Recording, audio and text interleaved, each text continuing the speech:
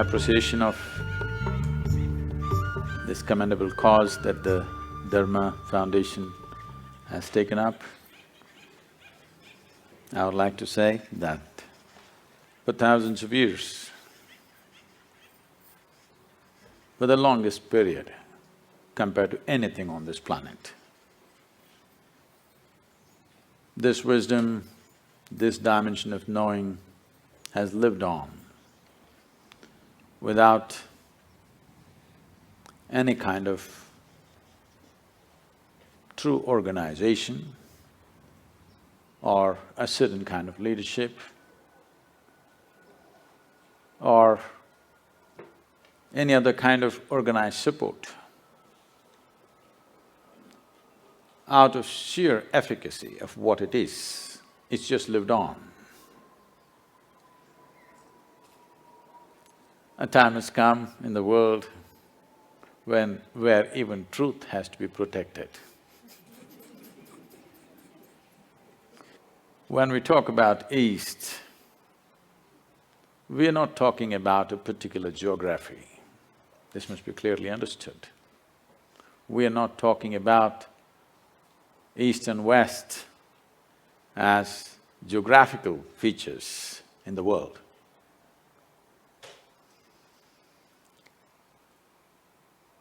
Any number of great minds in America have said things of great reverence and admiration for the so-called Eastern wisdom. Thoreau, one of the greatest minds America produced, went out to say, "Every morning I bathe my intellect in this stupendous and cosmogonal knowledge from the East. In comparison, all our modern world and literature is puny and trivial." I think Mark Twain went out to… probably gave out the best compliment to the East when he visited India for a little over 3 months. He said, anything that can ever be done, either by man or God, has been done in this land. Any number of others, Oppenheimer, Walden, Emerson, any number of people have said many, many things. Why? Why is it important? Why is it important to preserve and nurture this dimension of life? The fundamental reason why it seems to be so significantly different is because it is not a product of human intellect. It is not deductions that we made out of our intellect. This dimension comes from a profound inner experience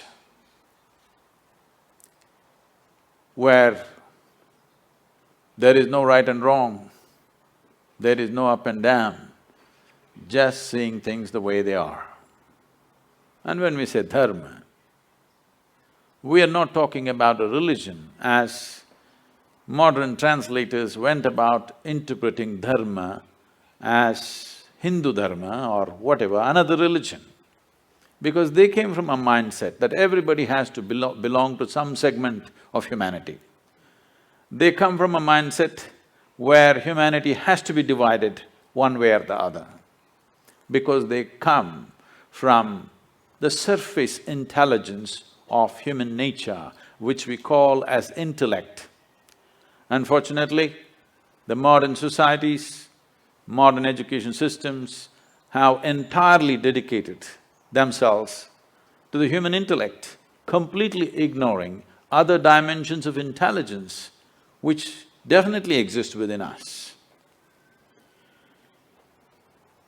When you go by the intellect, the nature of the intellect is always to dissect and divide, because intellect is essentially discriminatory in nature.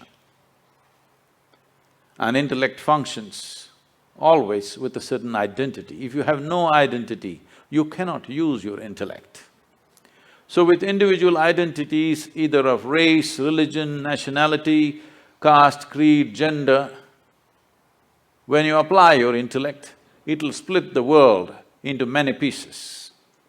So the significance of what we are referring to as the spirit of Eastern wisdom is, it does not come from human intellect. It comes from a deeper dimension of intelligence within us. When I say a deeper dimension of intelligence, a simplistic way of looking at it would be, whatever you had for lunch today, if you had a piece of bread, over the afternoon, this bread is being transformed into a human being. You definitely cannot do that with your intellect. There's an intelligence here which is capable of making a banana into a human being. You definitely cannot do that with your intellect. A dimension of intelligence which is beyond thought process. Thought, or the product of intellect, is essentially always functioning from a limited amount of data that we have gathered. Now, what we call as Eastern wisdom is not coming from a limited amount of data that we have gathered, either from the books or our life experience, but simply by enhancing our ability to perceive life in ways that the five sense organs cannot function. Why I'm talking about the five sense organs is all the data that you have ever gathered, which rests in so many aspects within you, which is the food for the intellect, comes from the five sense organs. In the very nature of things, sense organs cannot perceive the entirety of anything. If you can see this part of my hand, you cannot see this part of my hand. This is the nature of sense perception. Even if you take a grain of sand, if you see one part of it, you cannot see the other face of it. Sense organs can only perceive in comparison. If there is no comparison, your senses are useless. Because there is darkness, you know what is light. Otherwise, you just would not know what is light. If light was on all the time and there was no darkness, you would not know what is light. Because there is silence, you know what is sound. If there was no silence, you would not have the idea of what is sound. So always in comparison, it is like, let's say you're 6 feet tall. Now, you walk like a tall man, you think like a tall man, you feel like a tall man, you are a tall man. You went to another society where everybody is 8 feet tall. Suddenly you walk like a short man, think like a short man, feel like a short man, and you are a short man. So what you perceive in comparison is a distortion of reality. It is not reality as it is. So whatever we perceive in comparison is useful for our survival process. But if we want to know the nature of this existence, sense organs are not sufficient instruments. What is light for you is darkness for many other creatures. You ever got into an argument with an owl? If you did, which is light, which is darkness, where would it go? It would be endless argument. Who is right, you or the owl? Oh, if you're saying both, either you belong to the diplomatic corps or you have a successful marriage.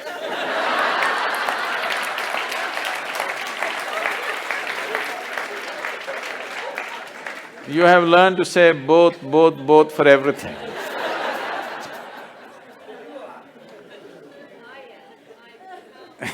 You're right. Well, that is the basis of all the problems on the planet. I'm right and you're wrong. The fact of the matter is, you're perceiving it as it is necessary for your survival. The owl is perceiving it as it is necessary for his survival. If survival is all you're seeking, your five sense organs and intellect are sufficient instruments. But if you want to know the nature of the existence, if you want to know the fundamental laws or dharma which governs life, the way it happens within us and around us, then you need an inner perception or another dimension of intelligence within you. Otherwise, you will only cut the world into pieces. In the name of religions, we have cut the world into… humanity into many pieces because intellectually we have arrived at our own conclusions or deductions, which invariably is bound to divide because intellect is essentially a knife which cuts. It can only dissect. By dissection, you can know certain things. But if you really want to know someone that you love, you don't dissect them, you embrace them. By dissection, you may know the kidney, liver, heart stuff, but you will not know that being in any sense. You will lose it completely. So dissection is the way of the intellect because it is a sharp instrument. It has to cut open everything that's given to it. But the East found another way. Out of profoundness of experience, you can know life. By turning inward, you can know life. When I say turning inward, you must understand that essentially the five sense organs are always outward. You can see what's around you, but you cannot roll your eyeballs inward and scan yourself. You can hear this, but so much activity in this body, you cannot hear this. If an ant crawls upon this hand, you can feel it. So much blood flowing, you cannot feel it. Because in the very nature of things, sense organs are outward bound. The moment you dedicate yourself to your intellect, you also get enslaved to the limitations of your five senses. It is in this context, the wisdom of the East is of tremendous significance to the world because it has transcended this slavery to sense perception and learned to perceive life in a completely different way. What is this completely different way? In English language, if you say mind, it is just one word, it is supposed to say everything. In the yogic culture, there are 16 parts to the mind, 16 dimensions of human mind. Now if I go into 16, it would take too much time, so let me compress it into 4. The 4 aspects of the mind are called buddhi, ahankara, manas and chitta. Buddhi means the intellect. Today, modern world is largely run by the intellect. So with this, we can do many things on the outside. We can go on enhancing the comforts and conveniences of life. We've done very well in terms of comforts and conveniences. Never before, never ever before, another generation of humanity ever knew the kind of comforts and conveniences that we have today, but at the same time, we are whining like never before. Because as the comforts and convenience increase on the outside, as there is less to complain about what is happening around you, the emptiness of within echoes within you in a horrible way. When you're fighting for survival, when every day you are struggling to fix small things on the outside, you will not realize this. When outside is well settled, that is when you'll see how hollow life has become. The biggest question in the world, you will see in the next few decades is, what the hell are we doing here anyway? Because everything that needs to be fixed on the outside is done, now what? 7.2 billion people on the planet. But right now, gradually it's looming large. Loneliness is one of the biggest problems Dogs are being tortured to fulfill human loneliness.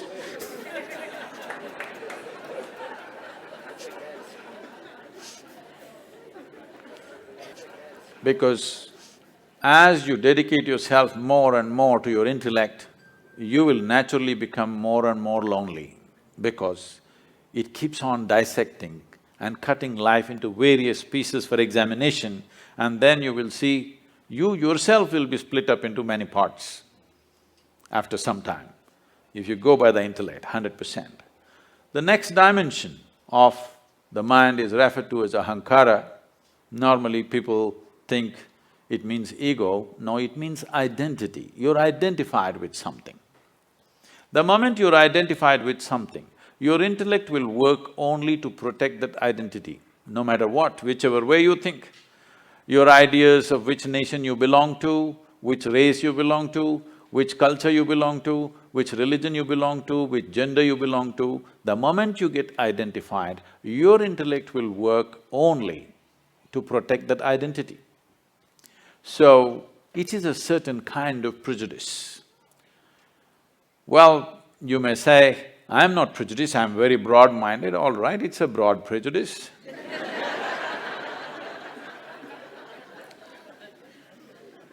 Because people are willing to live and die for what they're identified with. Because the nature of the intellect is, if you take away the identity, it will not know what to do. It needs a strong identity, a strong sense of who I am. If you ask, who am I? Your intellect will not function. You must know who you are. A strong sense of belief that this is what I am, that is when your intellect will function in a certain way. This is like… intellect is like a sharp knife. Ahankara, or the identity, is the hand that holds it. All the suffering on the planet. When was the last time that somebody stabbed you? Even though you're living in LA, I'm asking. When was the last time it happened? Never happened. Maybe when you were in school, somebody poked you with a pin at the most, or even that did not happen, they ignored you.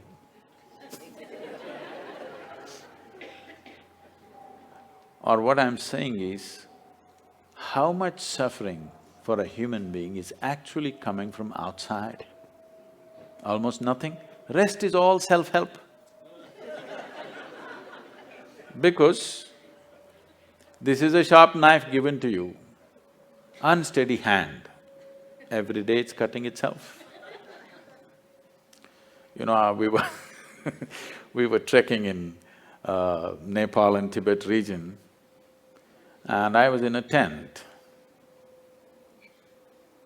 Someone was cutting an apple, and someone else, another person says, "This is a very sharp knife, be careful." It irritates me because such an obvious thing, you call it a knife only because it's sharp. If the damn thing is not sharp, why will I call it a knife? And if it's a child, yes. A full-grown man, you don't tell him it's a sharp knife. I ignored it and I was working on something. Another 2 minutes, again it is said, "It's a very sharp knife, be careful." I said, "Come on, leave him alone." He's a grown man, leave him alone. He's not handling some super instrument, a knife. He should know how to handle a knife. "No, no, Sadguru, it's a very sharp knife." All right, I get back to my work. 2 minutes later, he cuts his hand. Okay. Now, the problem is just this, you've been given a sharp knife, unsteady hand, every day cutting yourself. You may call it stress, you may call it anxiety, you may call it fear, you may call it misery, you call it what you want. All that's happening is, your intellect is working against you.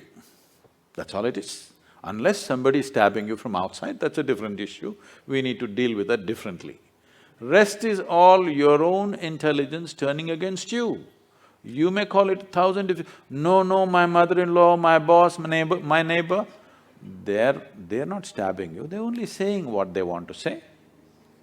It is you who's poking yourself because an unsteady hand, that's all. But this intellect cannot function without a memory bank. So what is called as manas is a silo of memory. There are 8 dimensions of memory. Let's not go into the detail, but you know this much. There is a conscious memory. Today they're recognizing a subconscious memory. You know there is genetic memory. You may not remember how your great-great-great-grandfather looked like, but his nose is sitting on your face. 1,000,000 years ago, how your forefathers were, even today, your body remembers. You may not remember here, but your body remembers every aspect of it. Even the color of the skin it is remembering, not forgotten. So there is genetic memory, there is evolutionary memory. Like this, there's a profound dimension of memory in the body. There are 1,000,000,000,000 times more memory in your body than in your mind. So this is why this is called as manomaya kosha. This is an entire manas, not in one place. Intellect may be up here, but the manas spreads right through the system. Every cell in the body has a memory of its own, has an intelligence of its own. Now the 4th dimension of intelligence is called chitta. This is a dimension of intelligence which is unsullied by memory. If you touch this dimension, then the memory has no influence on you. Your genetic memory, your evolutionary memory, your conscious memories, unconscious memory, subconscious memory, whatever kinds of memories you have, it has no influence on you. Or in other words, past cannot recycle itself through you. See, right now, you take on this form because of a certain memory, it's a certain software. If you eat, let's say you're a man and you eat a piece of bread, this piece of bread turns into a man. You're a woman and you eat a piece of bread, the same piece of bread turns into a woman. You give it to your dog, it turns into your dog. Very intelligent bread. It is just the memory that you carry. Here there is a memory which transforms everything the way it is. So, this dimension of intelligence, which is called as chitta, which is untouched by any kind of memory, just pure intelligence, is of significance because it's beyond. It is beyond your species, it is beyond your form, it's beyond your gender, it's beyond your culture, it's beyond every kind of influence, which is essentially memory within you. Maybe unconscious, but it is memory playing out in so many ways. As long as memory is playing out, what it means is, in India we say you're in a state of samsara. Samsara means a lot of people today understand as family. Samsara doesn't mean family, samsara means a cyclical life. You're in cycles of life. If you're in cycles or if you're going in circles, what does it mean? That means you're not getting anywhere. That's what it means. A cycle is nice, it gives you good exercise. This is like running on a treadmill. If you're seeking exercise, it's good. But if you want to go somewhere, it's no good. If you put your treadmill out here and keep running on it, morning becomes evening, fall becomes winter, winter becomes summer, everything will happen. Seasons will change, scenery will change, everything will happen. Only thing is you don't go anywhere. This is what samsara means. As long as you're functioning within the first 3 dimensions of intelligence, you are in a cyclical mode. It is all right to exercise yourself, but it's not good to go somewhere.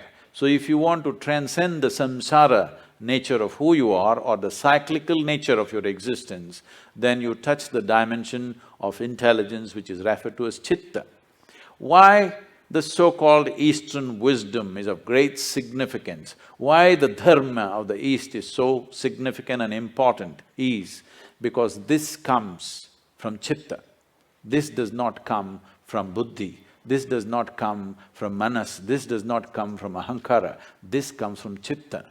And only that which does not come from your individual identity or individual memory, that can be truly universal. So for this we said, this is Sanatan Dharma. This does not mean Hindu religion. This is a very wrong conception. Sanatan Dharma means the ultimate law of nature. When we say nature, there is physical nature and there is an inner nature. There are two dimensions. For this, accordingly, we made two dimensions of laws. Physical nature is a changing thing. It's always in a process of change and a flux. But the inner nature is a constant process. So we made two dimensions of expression for this dharma called Shrutis and Smritis. One is always to be updated for every generation. Otherwise, two generations will keep on bickering and clashing. You have to update it. Another is eternal, it's always there. It's nobody's business to change it because it cannot be changed because the fundamentals of life has not changed. Based on this, an entire wisdom arose as to how to exist within you and how to operate around you. This happened in 1924. There was a bishop in the Orthodox Greek religion where, there's Orthodox Greek segment of Christians. They have a pope of their own in Istanbul. They believe they are the only true Christians. Others are all riffraff, according to them. So, he served this particular segment, which is very orthodox and rigid. Being in Istanbul, being on the Silk Route, all kinds of stories of Indian mysticism kept wafting across the Bosphorus. So, he has a longing to go to India and see a real yogi or a mystic. But being a man of cloth, he could not choose where to go and where not to go. After he passed 60 years of age, when he semi-retired, he got an opportunity and went to India and came to southern India. So his desire is to meet a real yogi, not a book yogi, not a studio yogi, but a real one. So somebody directed him and said, go up this hill, there in this kind of place, there will be one yogi. So he went up. Well, he's not made for the mountains, he went huffing and puffing up, and then he found in front of a small cave, a yogi was sitting, eyes closed, totally blissed out. He went there and he has been told that if you see a Indian yogi, you must prostrate. Well, he was not made for that, but he somehow managed, huffed and puffed and sat down. Hearing this commotion, the yogi opened his eyes and smiled. Immediately the bishop looked at him and said, can I ask you a question? The yogi said, by all means. The bishop asked, what is life? This is after 60. You should have asked this question when you were 8, at least when you're 16, 60. But what to do, better late than never. He asked. Then yogi laughed and went into raptures. Oh, life is like the fragrance of jasmine upon gentle spring breeze.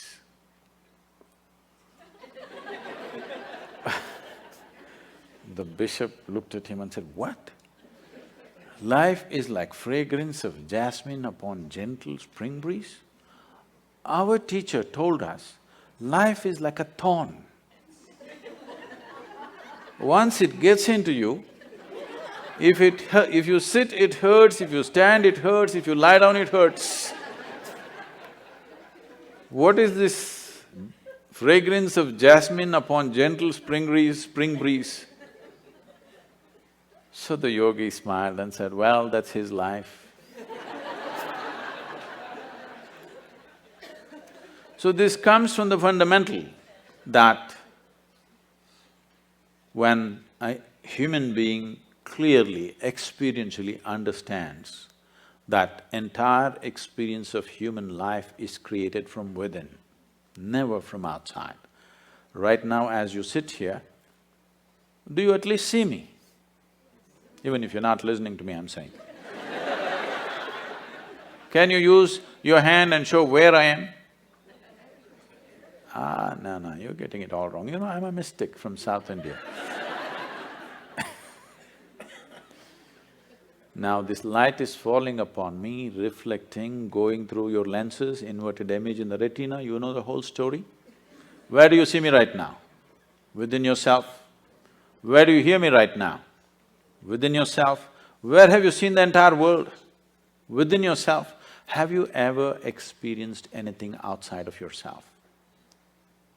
Right now, someone next to you, if they touch you, you think you're experiencing their hand. No. You're only experiencing the sensations in your hand. In the very nature of things, you cannot experience anything outside of yourself. When the entire experience of life is caused from within you, at least it must happen the way you want it, isn't it?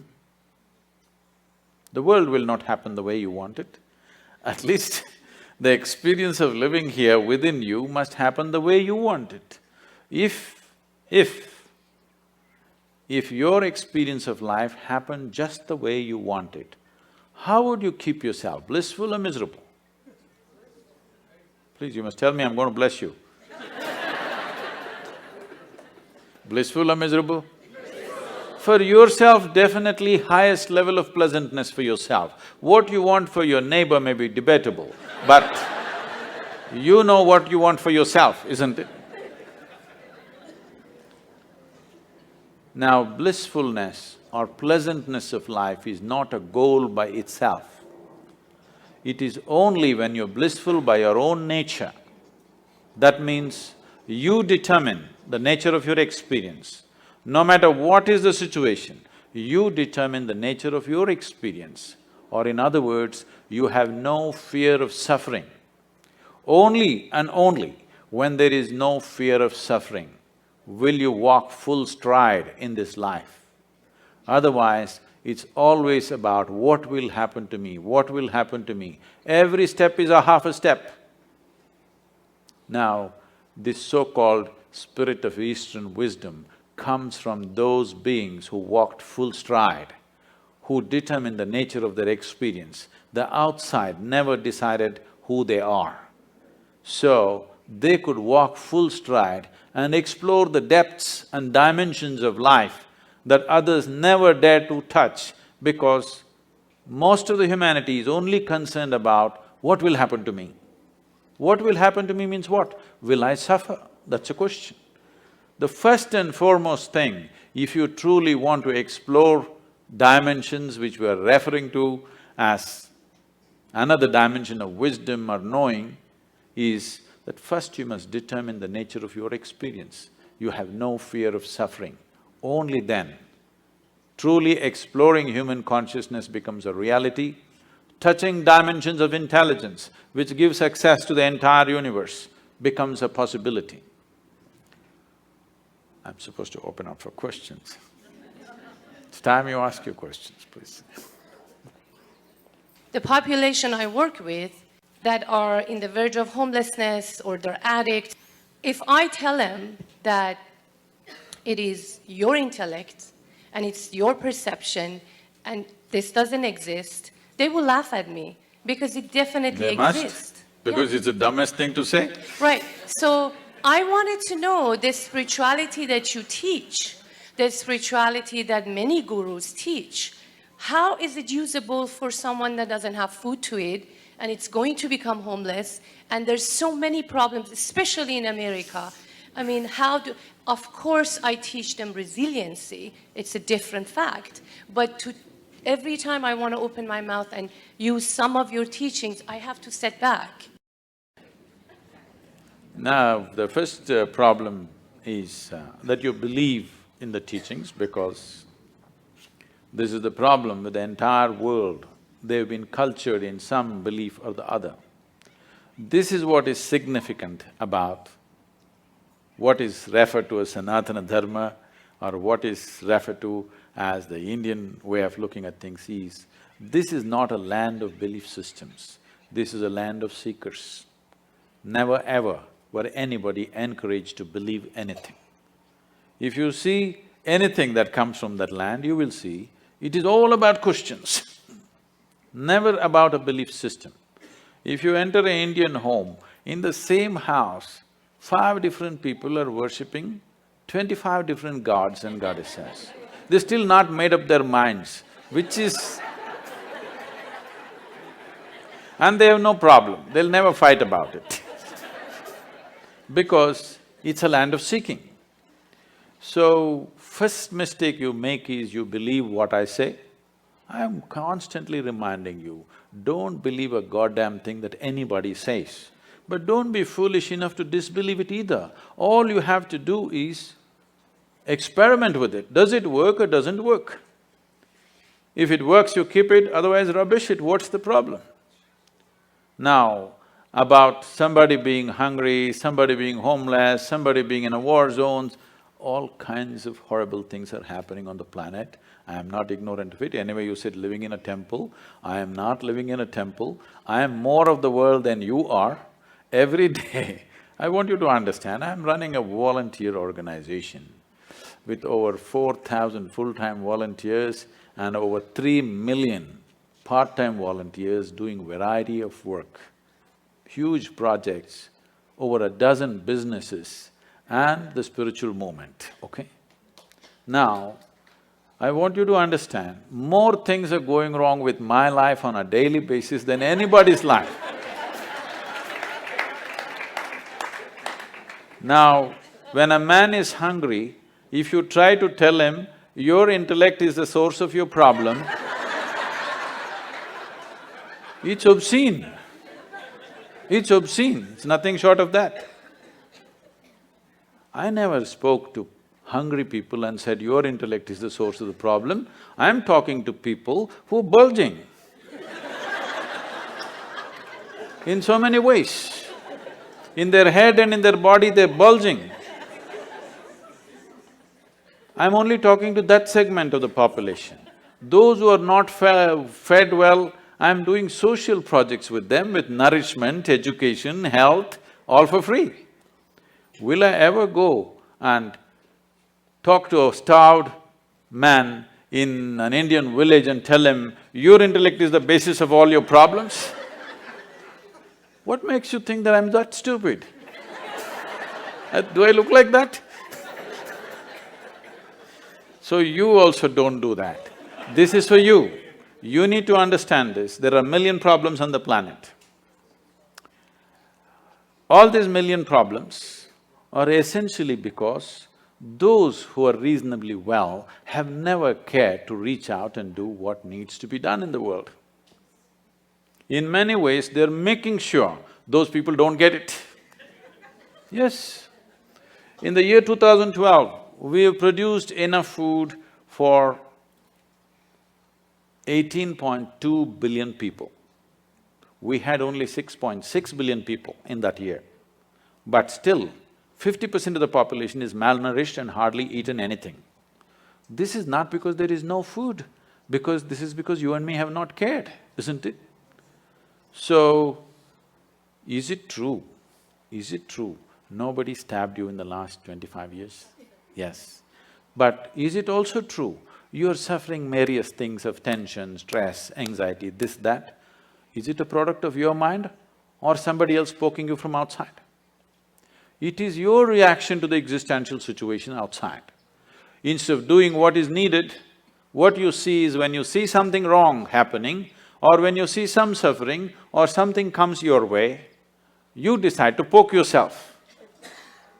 This is about incapacitating yourself. Instead of seeing when there is a problem, you need empowerment, not incapacitating yourself, isn't it? I'm talking about empowering you so that your damn intelligence functions for you, not against you. The moment your intelligence is working against you, no God in the universe is going to help you and can help you. Yes, if your intelligence is turned against you, you are a finished case. So I'm saying, first let your intelligence work for you. If it works for you, there are many miraculous things that you can do for all those people who have still not eaten properly, for whom basic things have not been taken care of.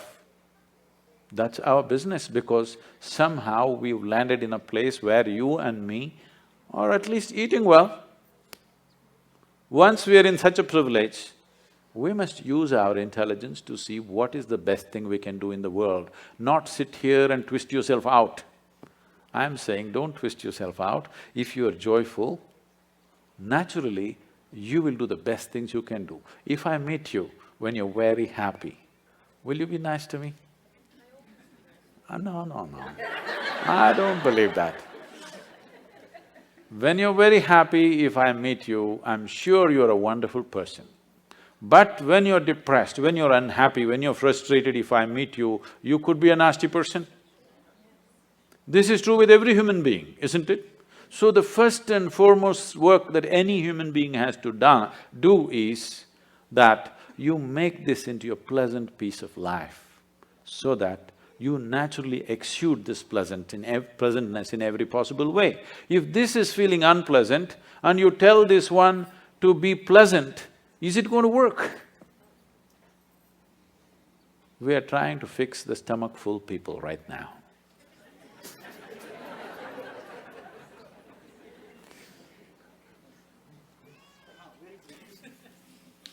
I didn't know that's a popular question.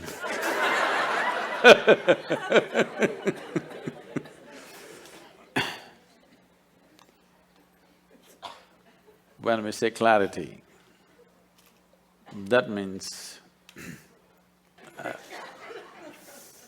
I want to tell you a joke, but it's a dirty joke, so I thought I'll skip that one.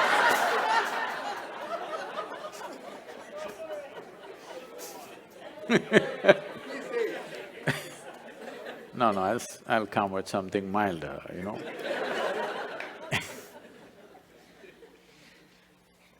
The problem with the human being right now is this.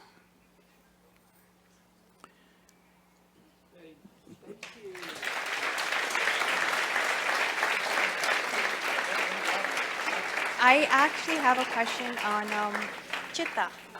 How can you tap into chitta, which is what you said, memory with no effect and the ability to break through cycles?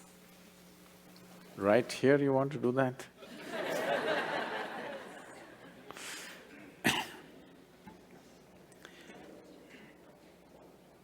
You can take one fundamental step today.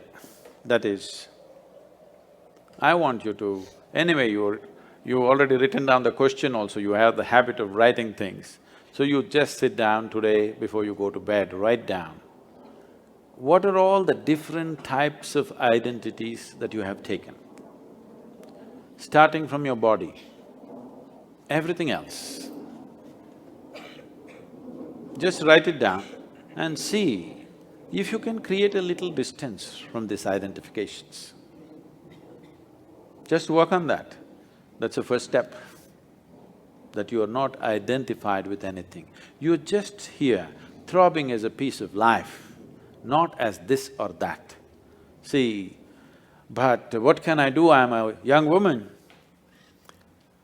Right now, yes, when you sit here among people, if you're just walking by yourself in the garden, you don't really think you're a young woman, or if you are that identified, you can't help it, even there. If you just doze off a little bit, you don't sleep as a young woman, you just sleep simply as life, isn't it? I'm saying something so fundamental as your body and gender, even that identity is only on the surface. Your caste, creed, religion, race, this is even more on the surface. So I'm saying, you can't do it in the day right now, but before you go to bed, see if you can keep all your identities by the bedside table and sleep. To work in the world, you need an identity. Without identity, you cannot function in the world. So before going to sleep, take off all the identities, keep it on your bedside table, morning it'll be there, it'll not go anywhere. Leave it there and go to sleep. You've started the journey. I would like to hear Guruji's turning point in life where he separated himself from his intellect and his inner self. Do I like someone who lost my intellect?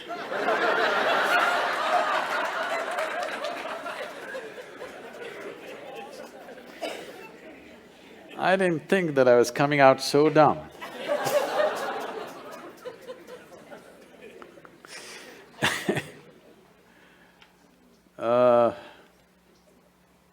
She's asking for a story. You want a story? Okay. One must understand it's a process that you set forth. This started happening to me when I was just around 4.5 years of age. I suddenly realized one day that I don't know anything. I don't know anything means I don't know anything at all. To such an extent, if somebody gives me a glass of water, I would not know what is water. I know if I drink this water, it'll quench my thirst and different ways of using it, I know what to do with it, but I don't know what it is. Well, actually, if you look at it, even today, you don't know what it is. It's the only substance present on the planet in all three different states. 3/4 of the planet is water, nearly 3/4 of your body is water. If you're looking for life, you look for a drop of water. There's a lot of excitement, they found a few drops on the Mars. I think people from California need to migrate.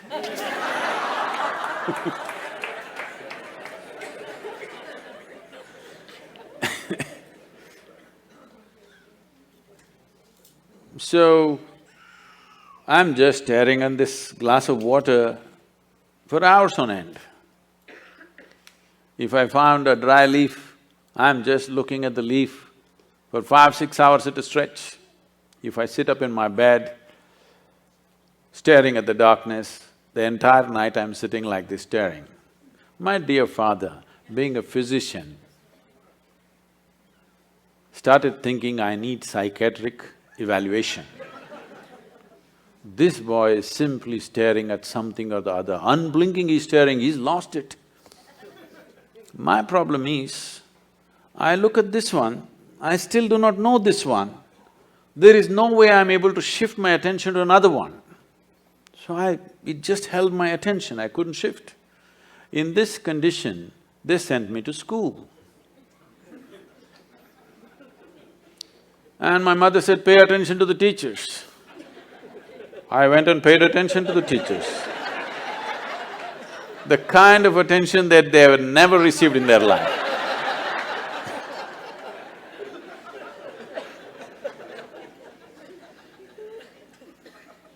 And initially I understood the words that they were speaking and what they were trying to say. After some time I realized, they're just making sounds. I'm making up the meanings in my head. Even now, as I speak, I'm only making sounds, you're making up the meanings, isn't it? Because language is a conspiracy between two people. If you have a conspiracy, what do? The Indians, you speak in your language. In India, we have this advantage, we have 1,300 languages in the country, we can have lots of conspiracies going because we'll speak in our own language. Actually, I'm only making sounds, isn't it? You're making up the meanings. So when I realized I'm the one who's making up all the meanings, I stopped making the meanings, then I just heard the sounds with full attention. See, this is the problem with most people. The moment they don't understand, they think they need not pay attention. What you do not understand needs more attention than what you understand, isn't it? So as I watched teacher after teacher coming in and making noises and noises and noises and going. It became very amusing to me and a huge smile spread on my face. They were not at all amused. My schooling went like this, very consistent. Because I remember this so well. I don't know if you still have this. You still have those monthly tests and report cards that your parents have to sign and your children have to get it to you, stuff like that? So, monthly report cards come. I see in the school, some children are strutting around because they are first or second. Some are sitting and crying because they're afraid to go home with their marks card. Never once in my entire school life did I ever open and see. The teachers gave me the card, I took it and gave it to my father. I thought this is a transaction between the two of them. I had nothing to do with this. Because I was very consistent, I always got 6 zeros. Because I always gave an empty paper. If they insisted, I put my name on it. Otherwise, I gave an empty paper, as a rule. When the final exam came, I wrote something and went to the next class. Otherwise, all my tests I got 0, 0, 0, 0. Because million things, I have a billion questions in my mind about everything. There is nobody around who's capable of answering these questions, but they're trying to stuff something else into you, which I'm not interested in. So, school went like this. This is about 8 years ago. This school where I studied nearly 45 years ago, they came to invite me for their 125th anniversary of the school. So the trustees, the third generation of trustees came to invite me. They said, "You must come." I said, "See, I was not just a not good student. I was not even a student, why me, You call the brilliant students of your school, why me?" They said, our school has produced union ministers, our school has produced cricketing stars, our school has produced film stars, you are the only mystic, you must come. So, okay. So I went there to speak and and I went and stood up in the quadrangle, looked around the same oppressive buildings. Then I suddenly remembered this classroom. I was about 13 years of age. One afternoon, the teacher is trying to get a response for some question he is asked. I hear the sounds, but I don't hear the words. After some time, I don't even hear the sounds, I don't even see their forms, I just see all kinds of things. I know their past, present and future, but I don't know what he's saying. I know his entire life better than him, but I don't know what he's saying. And 35–40 minutes, he desperately tried to get a response from me. But those days I'm made like this, sometimes 3 days, 4 days I don't utter a word, not because I'm in silence or something. When you don't know anything, what do you say? This "I do not know anything" has grown to such a size, it's like, my mind is billions of questions, simply. I have a question mark about everything in the universe and not a single answer. So then, after 35–40 minutes, he got so frustrated. He came and held me by the shoulders, shook me violently like this, and he said, "You must either be the divine or the devil. I think you're the latter." I did not feel abused by this or insulted by this. Till then, my problem was, what is this, what is that, what is that, what is that, what is that? One thing was clear to me, this is me. Suddenly this guy confused me about this also. Suddenly I look like this, what am I? Am I divine, am I devil, what the hell am I? He just confused me for the first time, I thought this was clear. So I tried to stare at myself, it didn't work, so I closed my eyes. Initially minutes to hours it went on. One day I closed my eyes and sat. I thought I sat there for 25–30 minutes. When I opened my eyes, there's a huge crowd around me. India being what it is, there are garlands around me, around my neck, people are pulling my legs. They want to know, well, somebody wants to know about his business, somebody wants to know when his daughters will get married. I said, what the hell, where did you all come from? They said, you've been sitting here for 13 days. In my experience, it was only 25–30 minutes. When I tried to open my legs, my knees were stuck. It took almost an hour and a half, putting hot water, massage, everything to get my legs straightened out. Otherwise, even I wouldn't have believed it, but 13 days had passed. In my experience, it just felt like 25–30 minutes. And suddenly, what is inside, what is outside, everything got mixed up. Clearly till then, I was very clear, this is me, that's you, all right? I had no issue with that one, but this is me and that is you. Suddenly, this idea of what is me and what is not me got all mixed up because what is me was just everywhere. Now, this looks like a hallucination and that's what I thought. I thought I'm just losing, going off my rocker. I'm just losing my mind.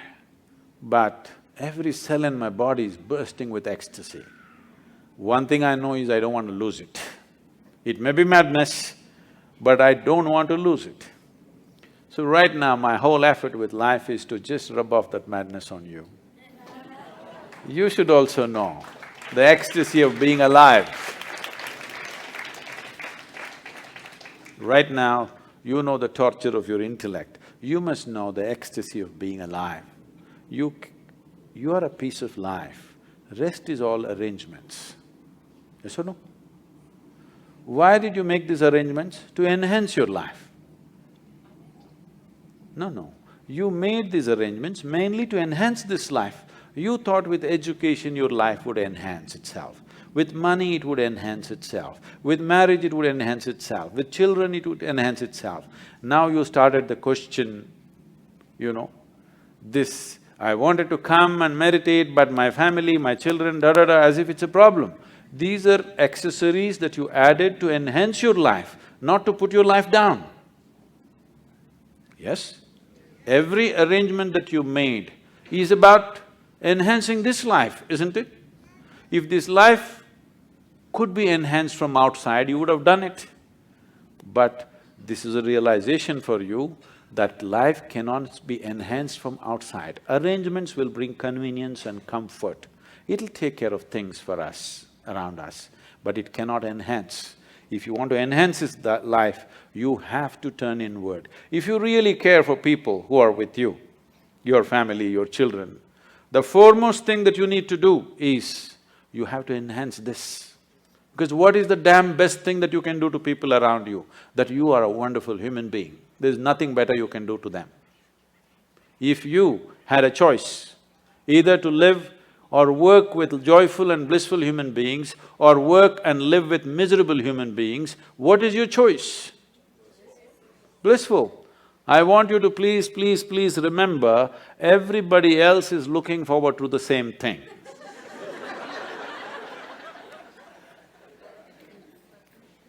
You think other people want miserable people? No, please just give them that much, that you're a joyful human being. Thank you very much.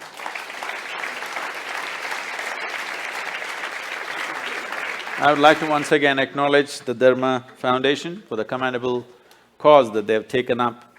This will be an important step for preserving and nurturing the future generations in a certain way. The significance of this is not to spread another new religion. The significance of this to create a religious world, but still deeply spiritual world. This is very important. This is very, very important. The divide of religions, you see what it is causing. In the past, it has done terrible things. Still samples of that happening in many parts of the world. What the religious divide can do. Don't think you will be or I will be or our children will be immune to this. Anywhere it can flare up, believe me, anywhere. So this effort is commendable, and in whichever way we can support this, Isha Foundation and myself, we will put our force behind this. Thank you very much for being here.